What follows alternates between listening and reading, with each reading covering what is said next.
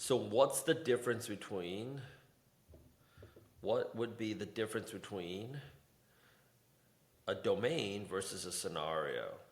Well, as you could see here, every scenario at the very bottom, it has the domains that's attached to it.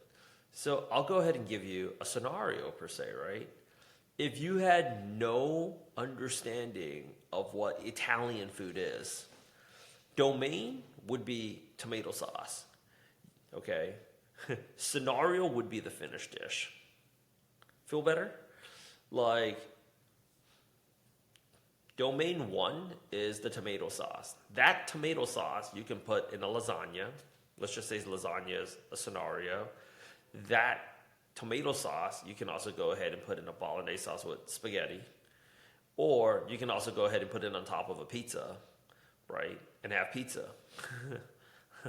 But we're explaining it to people that have no concept of what Italian food is, no concept of of even this country called Italy, right?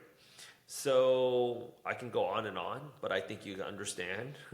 Like another domain would be cheese, and one of the scenarios could be, again, a lasagna. It's melted. Or it could be a cheese plate and it's raw. I find that disgusting. Okay. You have the domains. In every single scenario, there will be a multitude of domains that are covered in those scenarios. So should you start with the scenario first or should you start with the domain first? Based upon my background, this is actually why we set up the Claude tutor first. It said start with the scenario. Because if you know that, like if I didn't know anything,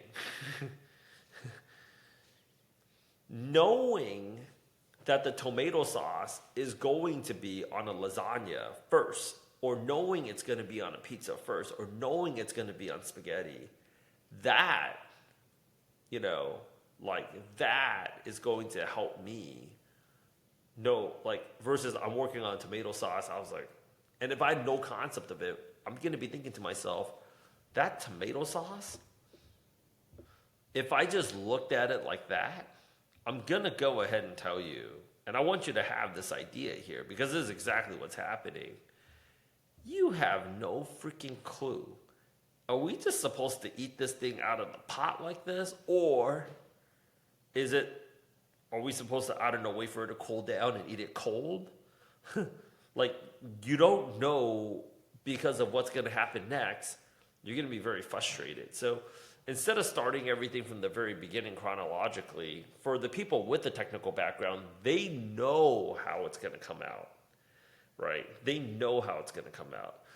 Science, there's a lot of productivity science behind this in terms of why if you took somebody and you just made them learn a French language or a foreign language and they see how it's being used, and then they go back to school and then they're learning the vocabulary and the grammar and the pronunciation correctly, it's actually more beneficial for them to talk versus you learn all these separate vocab words, but you don't know how to make a sentence off of it. You go to Paris airport and you don't know what to say to the cab driver to get to your hotel. You don't know how to check into your hotel. You don't know how to order at a restaurant. Versus if you actually did all that other stuff at the very end first, then it makes the stuff from the very beginning look like it makes sense. So this is what's fundamentally different about the domain and the scenario, but this is actually why, if you don't have a technical background, you should seriously consider starting the scenario first. Because what's happening right now is people are going through all these learning modules and they don't know how is it looking on the other side, and they're just watching the same videos over and over and over again, freaked out, taking the exam and failing on the first 2 attempts, wasting $200 up front, and they're just running it through. We should be actually studying for the exam first before we're actually starting on the learning modules. Okay? Now, let's go ahead and talk about how we're going to attack each different scenario step by step. Which scenario should we go after first?